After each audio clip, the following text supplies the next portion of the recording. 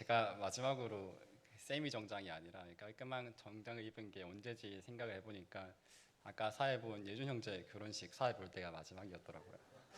약 2년이 지났는데 저는 2년 동안 제가 7kg를 쪘다는 걸 알고 있었습니다. 그렇기 때문에 정장이 작을 거라 생각하고 있었지만 정장을 입어야 되나 고민했지만 친구에게 세미 정장 입는 거 어떻냐 물어보니 아니 말씀이 MG 같을 것 같은데 복장이라도 똑바로 입어라 라고 당부를 해줘서 오늘 아침에 입어보는데 거울 보는데 너무 안 되겠더라고요. 그래가지고 이렇게 세미 정장을 입게 되었습니다. 혹시 이 복장뿐 아니라 말씀까지도 너무 MG스러웠다면 성도님들의 지혜로 적절히 조언해 주시면 감사하겠습니다. 하지만 조언해 주실 때 제가 그리 대범한 성격은 아닌지라 사소한 칭찬 한 개는 꼭 넣어 주셔야 됩니다.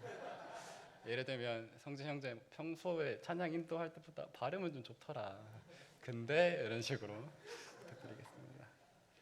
아, 오늘 함께 나눌 본문 말씀은 마가복음 10장 46절에서 52절입니다. 잘 아시는 말씀이시겠지만 그럼에도 교독함으로 더욱 묵상하기 원합니다. 저부터 읽겠습니다. 46절 그들이 여리고에 이르렀더니 예수께서 제자들과 허다한 무리와 함께 여리고에서 나가실 때에 디메오의 아들인 맹인 거지 바디메오가 길가에 앉았다가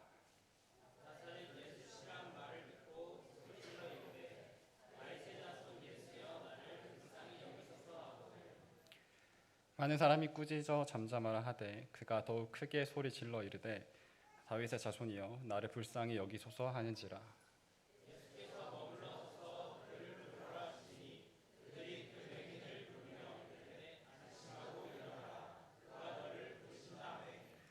맹인이 겉옷을 내버리고 뛰어 일어나 예수께 나아오거늘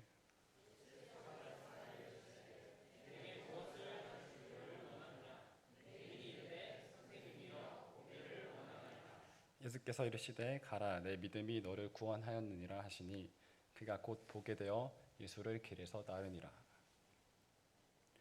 오늘 함께 읽은 본문은요 여리고라는 도시에서 일어난 일입니다. 이 여리고는 구약에서 여호수아가 무너뜨렸던 여리고와 완전히 동일하진 않습니다. 그곳에서 남쪽으로 1, 2km 정도 떨어진 곳에 헤롯 대왕이 화려하게 재건한 도시였습니다. 최고급 휴양지이자 수많은 부유층이 모여 살던 아주 활기차고 풍요로운 도시가 오늘 본문의 배경이 되는 여리고였다고 전해집니다. 그런데 오늘 본문을 자세히 살펴보면 예수님께서 이 화려한 도시에 사람들과 어울려 쉬셨다는 기록이 없습니다. 46절을 보면 그들이 여리고에 이르렀더니 하고 바로 여리고에서 나가실 때라고 기록되어 있습니다. 마치 여리고를 빠르게 스쳐 지나가시는 듯한 모습입니다. 예수님의 최종 목적지가 이곳 여리고가 아니었기 때문입니다. 예수님의 시선은 여리고를 지나 저 높이 있는 도시 예루살렘을 향해 고정되어 있었습니다. 지리적으로 여리고는 해수면보다 아주 푹 꺼진 지형이었고 예루살렘은 해발 800m가 넘는 고지대였습니다. 이제 이 여리고를 빠져나가면 예수님께서 덥고 가파른 오르막길을 지나 오르막길을 한참이나 올라가야 했습니다. 그리고 예수님께서는 그 길 끝 예루살렘에서 자신을 기다리고 있는 것은 결코 사람들의 환호나 어떤 영광의 왕자가 아님을 알고 계셨습니다. 여리고는 바로 그 예루살렘을 향하는 마지막 관문이었습니다. 화려하고 시끌벅적한 도시를 뒤로한 채 묵묵히 십자가의 길을 향해 여리고를 빠져나가시는 예수님, 그리고 영문도 모른 채 그저 들떠서 웅성거리며 예수님을 따라가는 이 거대한 무리들. 오늘 본문은 그 번잡하고도 긴장감 넘치는 여리고의 끝자락에서 일어난 하나의 사건을 보여줍니다. 이 시간에는 특히 이 사건에서 드러나는 세 인물을 조금 더 집중해서 살펴보기 원합니다. 먼저는 바디메오입니다.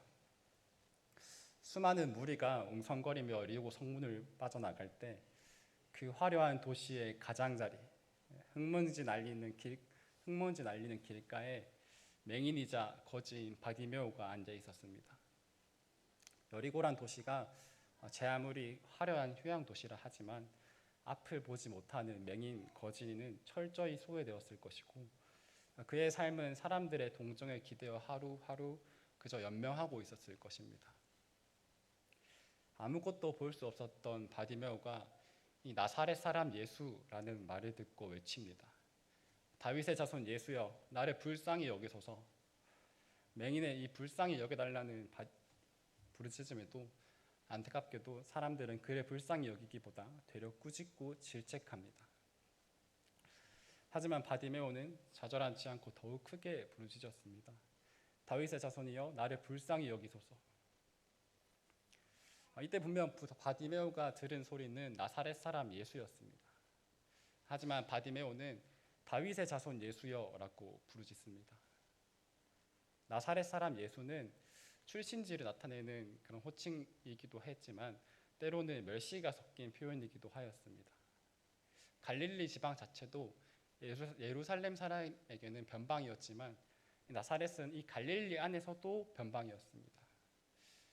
나다나엘이 빌립으로부터 예수님을 소개받고 나서 나사렛에서 무슨 선한 것이 날 수 있느냐라고 대답하는 것을 봐도 그 나사렛이라는 지방에 대한 무시가 만연했던 것을 엿볼 수 있습니다. 또한 나사렛 사람 예수라고 부르는 것에는요, 우리가 저 예수가 나사렛에서 왔다는 것을 안다.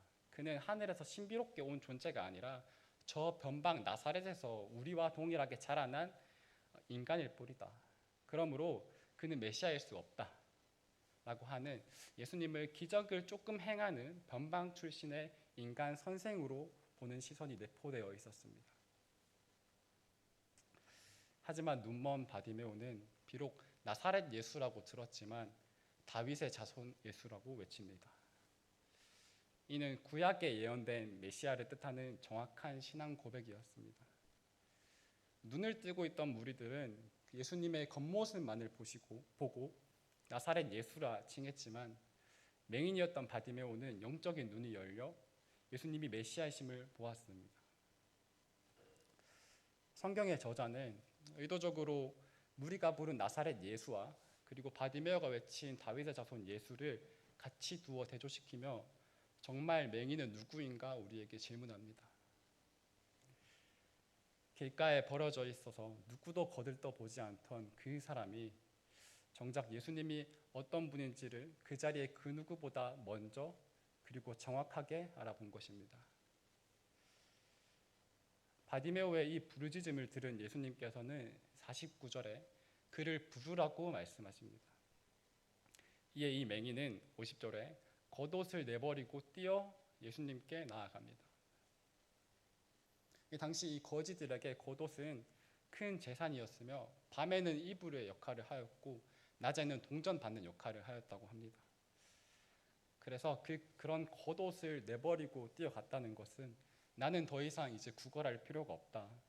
내 앞에 계신 이 다윗의 자손은 내 모든 것을 바칠 수 있는 분이며 이 메시아가 나를 고쳐줄 것이고 이분을 만났기에 내 삶은 이전과 같지 않을 것이다 라는 확신이 이 바디메오에게 있었다는 것을 볼 수 있습니다. 참 이 말씀을 보면서 저에게 지금 이런 믿음이 있는지 되돌아보게 되었습니다. 그 후에 51절에 예수님께서 바디메오에게 물으십니다. 내게 무엇을 하여 주기를 원하느냐 하시자 바디메오가 선생님이여 보기를 원하나이다 라고 대답합니다. 여기서 바디메오가 한 보기를 원한다라는 간구는 단순히 눈이 나음을 얻어 다른 사람들처럼 평범한 일상을 살아가기를 원한다라는 뜻은 아니었던 것 같습니다. 앞서 그는 눈이 먼 상태임에도 불구하고 예수님을 메시아를 뜻하는 다윗의 자손이라고 정확히 알아보고 고백했습니다. 즉 그의 간구 안에는 이 육신의 눈을 떠서 자신을 구원할 메시아, 이 바로 자기 앞에 있는 서 계신 그 예수님을 직접 바라보고 그리고 더욱 바라보기를 원하는 간절한 열망이 담겨 있었던 것입니다. 이러한 그의 마음은 52절에 기록된 눈을 뜬 직후의 행동에서 더욱 분명하게 증명됩니다. 성경은 그가 곧 보게 되어 예수를 길에서 따르니라 라고 기록되어 있는데요. 단순히 병 고침만을 원했다면 시력을 회복한 후에 기뻐하며 자신의 일상으로 돌아갔을 수도 있습니다. 마치 나음을 입고도 감사로 돌아오지 않았던 9명의 나병 환자와 같이 말이죠. 하지만 바디메오는 달랐습니다. 그는 시력을 되찾자마자 그 눈으로 가장 먼저 예수님을 바라보았고 지체 없이 십자가를 향해 가시는 예수님의 발자취를 따르는 자가 되었습니다. 이를 통해 바디메오가 바라고 구한 것은 단순히 육신의 회복이 아니라 그 이상의 것이었으며 자신이 믿음으로 바라본 그 메시아를 두 눈으로 직접 보고 온전히 따르기를 구하였던 것입니다. 그의 간구와 예수님의 응답으로 육신의 눈뿐만 아니라 영의 눈이 완전히 열려 예수를 즉시 따르는 자가 된 것입니다. 다음으로는 두 번째로 예수님의 상황과 모습을 말씀 안에서 조금 더 살펴보기 원합니다. 앞서 말씀드렸다시피 이 일은 예루살렘 가기 직전 여리고에서 일어난 일이었습니다. 이 예루살렘에서 예수님은 어떤 일을 맡게 되시나요? 예루살렘에서 예수님께서는 십자가에 매달리셨습니다. 그리고 예수님께서는 분명히 자신이 죽음을 향해 가고 있다는 것도 알고 계셨습니다. 그렇게 그 마음은 참 착잡했을 것입니다. 당연하게도 예수님께서는 그저 죽음 혹은 십자가형을 두려워하신 것은 아닙니다. 그 길 끝에서 예수님을 기다린 것은 우리가 다 알 수 없고 다 말할 수 없는 고통이었습니다. 죄 없으신 유일한 하나님의 친아들이 우리의 죄를 짊어지고 마치 아버지께 버림받은 자처럼 어찌하여 나를 버리셨습니까? 부르짖으셔야 하는 그 자리. 그 외로움과 고통의 깊이를 당시에 누가 다 알았겠습니까? 아니 지금의 우리가 그 전후의 사정과 그 결과를 다 알고 있다고 한들 그 마음을 어찌 다 알 수 있겠습니까? 예수님께서는 그 누구도 이해하지 못하는 고통과 고독 가운데 묵묵히 무리 앞에서 걷고 계셨습니다. 근데 더욱 가관인 것은 이 본문 이전의 상황입니다. 10장 35절에서 45절인데요. 세베대의 아들 야고보와 요한이 예수님의 좌우편에 앉을 것을 구합니다. 이를 들은 열제자들은 당연히 화를 내었고요. 제자들은 서로 더 영광을 취하려 다투고 있습니다. 예수님께서는 이전부터 계속 제자들에게 자신이 죽어야 함을 그리고 다시 살아나야 함을 말씀하셨지만 제자들은 그 뜻을 이해하지 못하고 그들의 영광만을 구하고 있는 것입니다. 자신은 죽음을 향해 가고 있지만 그와 함께한 제자들은 영광만 다투고 있는 이런 답답하고 착잡한 상황 가운데 예수님께서 이 여리고의 일을 맞이하신 것입니다. 48절에 바디메오가 다윗의 자손이여 라고 부르는 그 소리를 들으시고 49절 예수님께서 머물러 서십니다. 좋은 휴양지였으며 풍요로운 도시였던 여리고에는 눈길을 전혀 주시지 않으시고 여리고에 이르자마자 나가시고 계셨던 그 온 우주적인 사명을 감당하러 예루살렘으로 올라가시고 계셨던 예수님께서 맹인이자 거지인 사람의 눈에는 낯디 낮은 바디메오의 울부짖음에 멈춰 서신 것입니다. 사명을 향해 묵묵히 그리고 외로이 나아가고 있던 예수님을 멈추게 한 것은 좋은 도시, 맛있는 먹거리, 훌륭한 경치가 아니라 정말 사회적으로 고립된 그 바디메오의 울부짖음이었습니다. 예수님께서는 이 바디메오의 보기를 원한다는 간구를 들으시고 바디메오의 시력만을 고쳐주신 것을 넘어서 그를 하나님 나라의 백성으로 받아들여 주셨습니다. 52절에 내 믿음이 너를 구원하였느니라. 이는 예수님께서 맹인의 부르짖음을 그저 귀찮은 소금으로 여긴 것이 아니라 구원 얻을 믿음으로 인정해 주신 창조주의 선언이었습니다.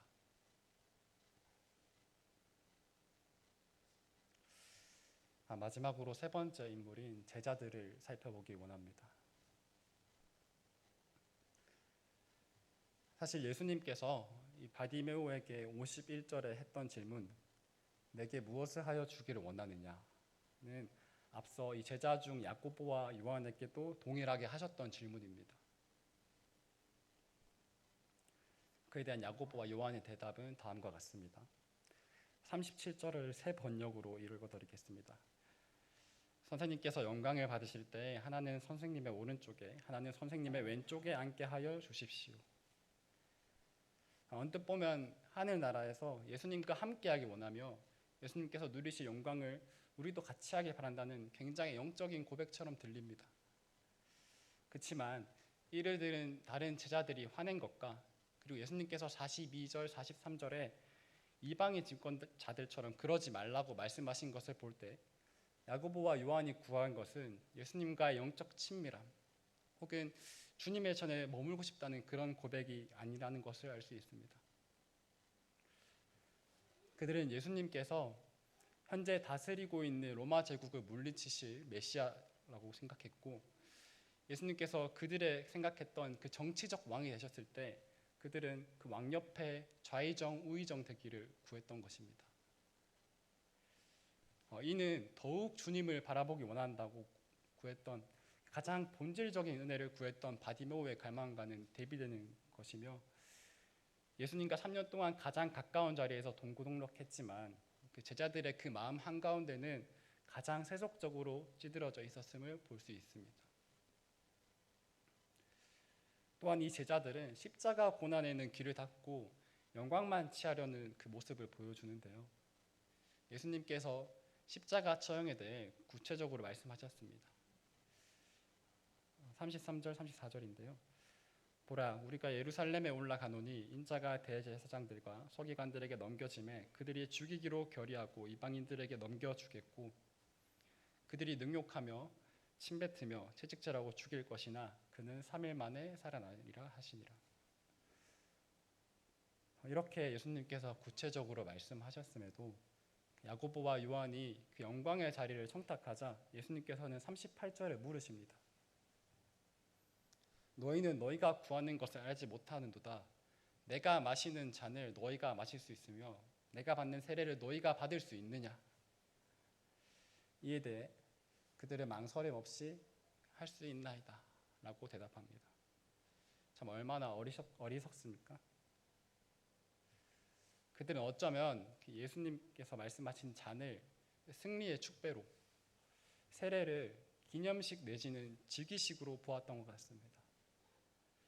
예수님께서는 피 흘려야 하는 고난의 길을 말씀하셨지만 그들은 예수님의 말씀보다 자신들의 기대와 야망을 투영하여서 들었으며 고난의 길이 아니라 영광의 길을 상상했습니다.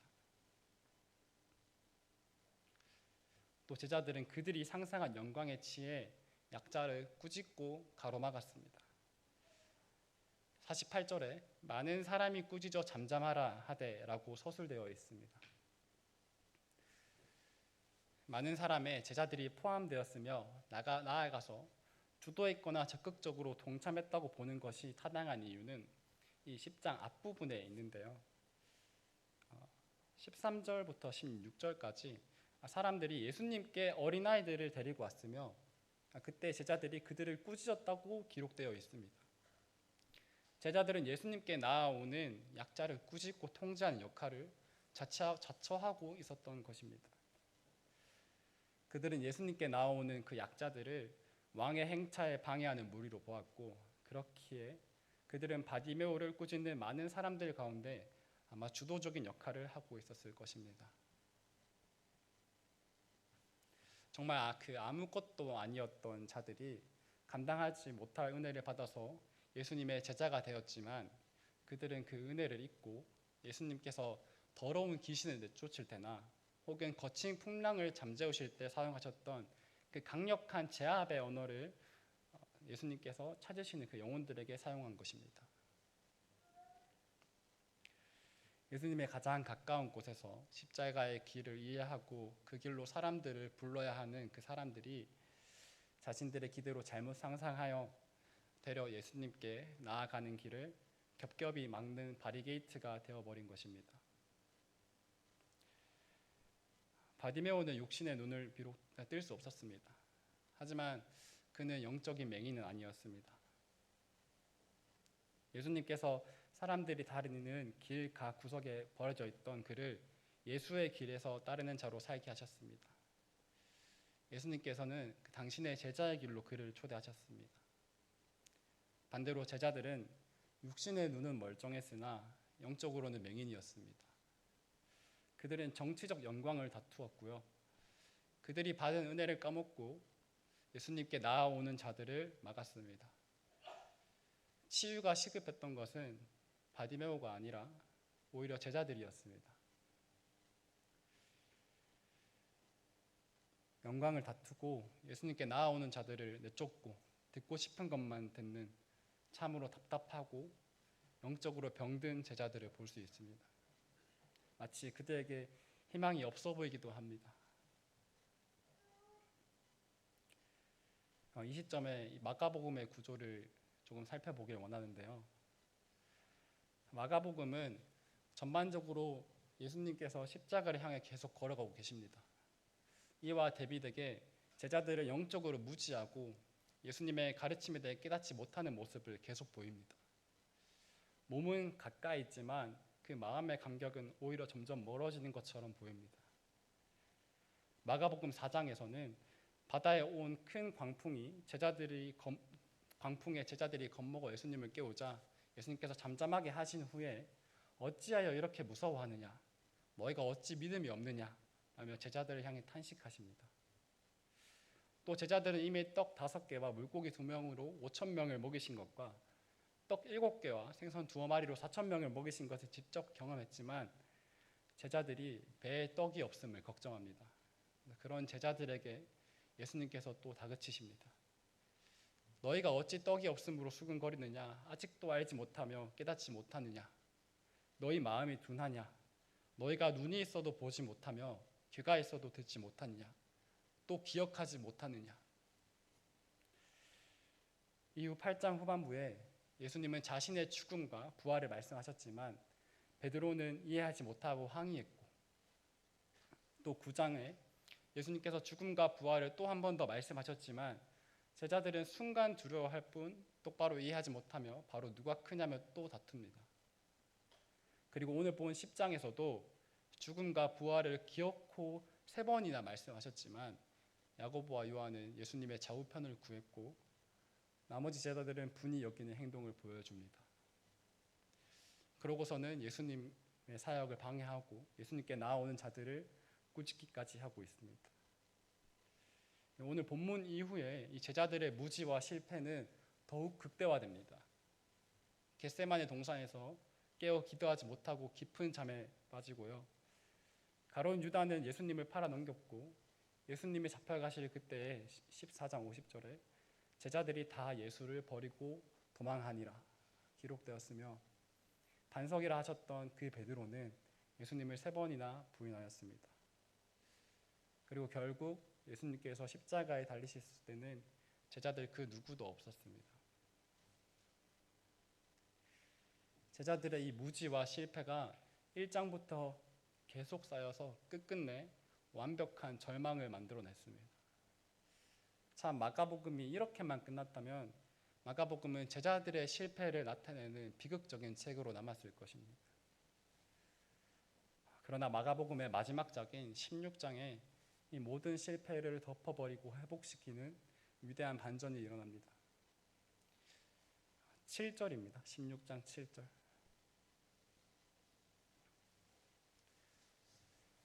찾으셨으면 한 목소리로 같이 읽도록 하겠습니다. 시작. 가서 그의 제자들과 베드로에게 이르기를 예수께서 너희보다 먼저 갈릴리로 가시나니 전에 너희에게 말씀하신 대로 너희가 거기서 배우리라 하는지라. 예루살렘으로 가는 그 고난의 길을 가장 앞에서 묵묵히 걸으셨던 주님께서 지독하게 말을 못 알아듣고 기적을 보고도 의심하며 결국 자신을 버리고 도망쳤던 그 제자들을 위해서 그들보다 먼저 갈릴리로 가신 것입니다. 실패가 극대화된 자리, 십자가에서 매달리셨던 자리, 그 예루살렘이 아니라 예수님께서는 제자들을 처음 부르셨던 갈릴리로 앞서 가셨습니다. 그 제자들의 무지함이 시작된 곳이지만 부활하신 주님께서 그곳으로 다시 그들을 부르심으로써 실패의 자리를 새로운 제자도의 출발점으로 삼으셨습니다.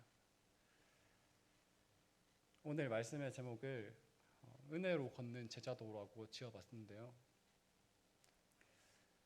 요한이 먼저 가서 예수님을 위해 예비하셨고, 예수님은 묵묵히 그 길을 앞서 가셔서 십자가에서 감당하셨으며, 부활하셔서 무지하였던, 그래서 실패하였던 제자들을 그 길로 초대하고 계십니다.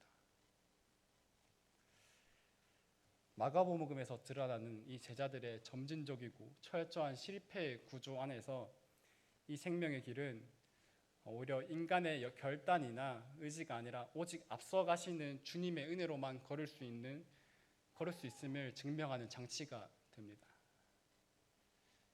영적으로 맹인인 제자들을 위해 2번이고 3번이고 어루만지면서 마침내 갈릴리에서 그들의 눈을 완전히 열어 예수님이 가셨던 그 길을 제자들로 하여금 걷게 하십니다. 또 본문에서 봤듯이 이 제자들뿐만 아니라 길 모퉁이에 고립되어 있던 바디메오를 길 위에 따르시게 하신 것에서의 그 길 또한 제자의 길, 제자도입니다. 우리는 예수님의 제자라고 하지만 무지해서 실패하기도 합니다. 또 우리는 참 입체적이고 변덕스러워서 한때는 바디메오처럼 예수님을 더욱 보기 원합니다 라고 그런 갈망으로 가득하지만 어느새 그 은혜가 당연해져서 제자들처럼 무뎌지고 또 무너지기도 합니다. 하지만 그럼에도 예수님께서 앞서 가셨던 그 길로 다시 돌아가는 것, 그것이 우리가 살아가야 하는 제자도라고 오늘 말씀을 통해 교훈을 얻습니다. 말씀을 준비하면서 참 부담스러운 것도 있었지만 그것보다 저를 더욱 눌렀던 것은 부끄러움이었던 것 같습니다. 아무리 생각해도 저는 예수님을 향해 부르짖는 바디메오가 아니라 예수님과 함께 했지만 예수님의 말을 취사 선택했던 제자들의 모습과 가까운 것 같았습니다. 또 제자들처럼 말로 혹은 말이 아닌 다른 어떠한 것으로 예수님을 찾는 사람을 막고 있지는 않은지, 아니 그들에게 진정이 관심은 있었는지 돌아보게 되었습니다. 조금 더 적나라하게 제 모습을 들여다보니 교회에 오래 다닌 것이 스스로에게 훈장이 되지는 않았는지, 혹은 감사로 남아야 할 하나님의 그 은혜가 나한테 그 우월감이 되지는 않았는지 스스로에게 묻게 되었고, 그리고 그 대답으로부터 자유하지 않은 저를 보게 되었습니다. 근데 그런 저에게도 희망이 있다고 말씀해 주십니다. 소외된 자들을 향한 그 제자의 길, 실패한 자를 위한 제자의 길로 돌아오라고 하십니다. 그 길은 하나님의 사랑으로 열린 길이며 또 그 길은 예수님께서 묵묵히 먼저 그리고 혼자서 가셨기에 제자들이 갈 수 있는 길입니다. 그리고 그 길은 우리가 다른 어떠한 것이 아닌 오직 은혜로 걸을 수 있는 길입니다.